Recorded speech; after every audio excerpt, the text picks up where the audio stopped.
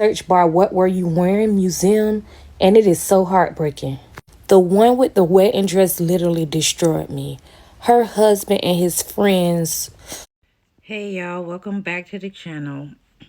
I'm trying to pull myself together. This one is going to be sensitive. Trigger warning now, like seriously. If you're sensitive, exit and I catch y'all in the next video. So I'm a TikTok. I guess be strolling on TikTok, and on my For You page came up of what was you wearing, and I wish I never, I wish I never, I wish I never saw it. I wish I never went depth into it and looked for more information. Sometimes curiosity kills a cat, because I just wanted to know. And what I found out was devastating. Like, I really had to pull myself together for this video because it's a lot. It's a lot. And I really don't have much to say about it. I'm just going to let y'all see for yourselves. But again, trigger warning. I'm shaking. Like we know stuff like this go on in the world, but just to see stuff like that. And then they're always talking about, dress a certain way. And, yes, I agree. As women, we should just carry ourselves, as ladies. But irregardless, no matter what you wear, no matter what you got on, no matter the age, nothing matters to a predator. Like, you can be a nun and you can get it. Like, it's... Let's get into it. I'm going to show y'all these clips, and I'm probably not going to come back on camera, but I will talk to y'all at the end of this video.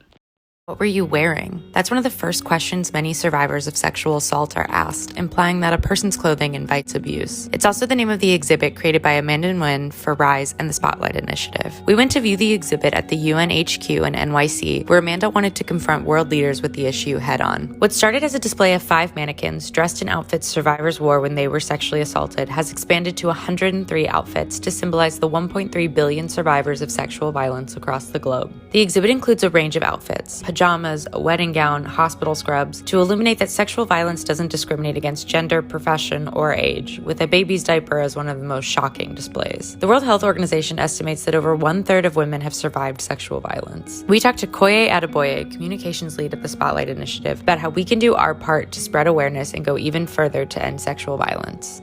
It's turning that awareness into action seems to be the challenge, because it's so baked into culture, and that it's important that we all have the conversation, especially men. We need to hold other men accountable. Even in your chat groups, your WhatsApp groups, if someone says something that's off color, trying to be funny, hold them accountable, check them.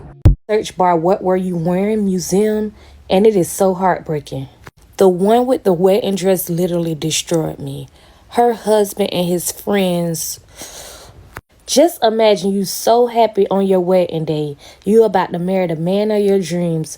Before you even say your vows, your husband and his friends come in and force themselves on you.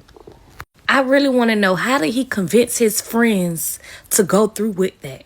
This is a sick world we living in. It was newborn baby onesies. Like, what could you do with a baby? And people are always saying that it's the type of clothes you wear that attract that type of attention, and it's not. I seen a toddler yellow robe, and under the robe it said, both of my foster parents put me on this robe so they can touch me. Y'all, it's the amount of children clothes and onesies that's in that museum. It's sad. Like, it's so sad, this world that we're living in. I just typed in the search bar, what were you wearing? Museum. This world is so sick, and at this point, you have to protect yourself. Yeah, I don't even know what to say, because, like, all of this is new to me. I knew nothing about this damn museum, and to be honest, I wish I never knew about it, because that wedding dress brought me to tears, because this is the person you're supposed to be spending the rest of your life with, and it's just like, you can't trust nobody. And then all you think about, at least for me, outside of the innocence and just the innocence of a child. Think about how small they are, how tiny a baby is, and how every little piece on that baby is small. And then compare that finger to your finger, that toe to your toe, that size head to your head. Just get where I'm going with this. How, why, and what's wrong with you people? But and let's get back into the video. I have no fucking words. I really don't. Like this. And then like I kind of have mixed feelings because it's like it's good to spread awareness, but then it's like I feel like for the people that hurt these people, now they have like a trophy. They have a whole Hall of Fame they can go to. Anyways, y'all, I can't. I don't. I have so many feelings and thoughts about this. I can't even figure out what to say, y'all. You mean to tell me as step parents, you adopted a little baby, put the baby in a duck robe to watch the robe open up to film on the baby, filmed it, and then that child saw it when they got older.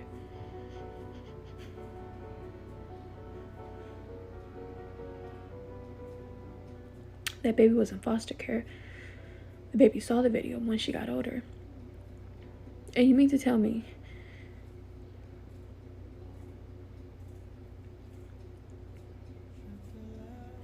the disgust that comes out of human beings, the things that human beings are capable of, the things that also women are capable of, and men, it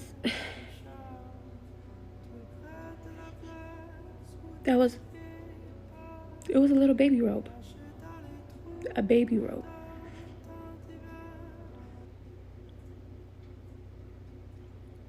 There's nothing more nasty than thinking that you can do that to a child.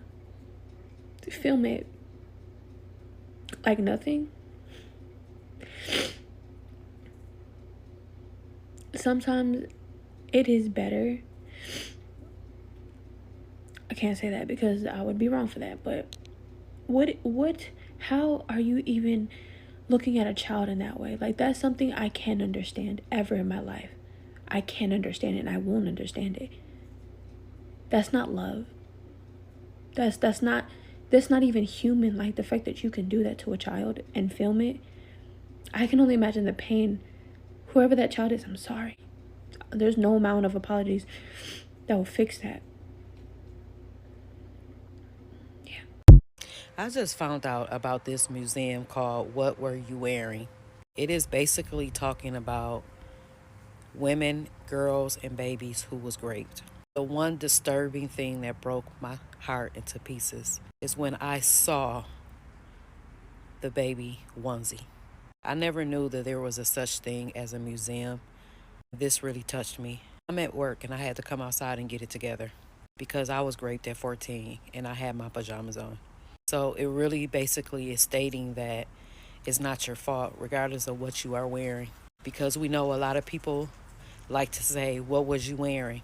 What did you have on? What did you do? You know, all of these, to me, nonsense questions. Because it doesn't matter what you got on. People who are pedophilia is going to do pedophilia things. I was great. My grandfather wore pajamas on. It didn't matter what I had on. Saying, oh, she's always wearing shorts and tank tops. Why is it that women are always justified by what they wear? Just because I'm in a tank top and shorts in 100-degree weather doesn't mean that that gives you privilege to touch me inappropriately.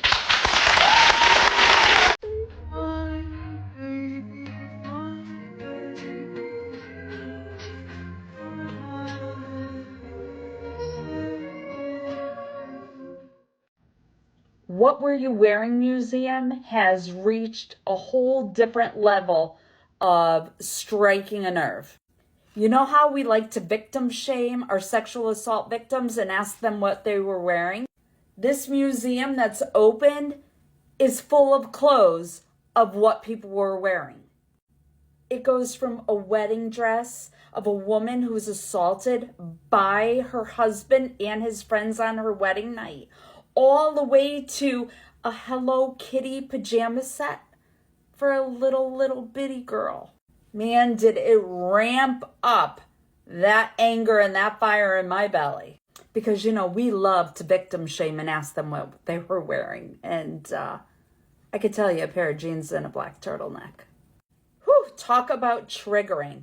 And not on an emotional level like you would think, but on a really, really angry level. It's bad enough to think how you could do something like that to another human being, but then witnessing with your own eyes what other people were wearing and knowing in your head and in your heart what they mentally, emotionally, and physically went through. But those babies hit hard. How do you get them to stand tall and reclaim their flame? Saying, oh, she's always wearing shorts and tank tops. Why is it that women are always justified by what they wear? Just because I'm in a tank top and shorts in 100-degree weather doesn't mean that that gives you privilege to touch me inappropriately. Well, if you're hearing my voice, you made it to the end of the video. I don't really have much to say. I'm still processing all of this because it really got me upset and emotional. And I really didn't think that, I couldn't think much. It kind of popped up on me. I wasn't expecting to see that on, TikTok. But I brought it to y'all. Let me know what y'all think in the comment section. This is just why you can't really trust people. Like, this stuff is getting me. Like, my mind just can't wrap around how you can do this to babies and your wife. And, like, what the hell? Leave a comment, y'all. I catch y'all in the next video. Have a blessed night and a blessed day. And tomorrow's Monday, so I hope you guys have a blessed week.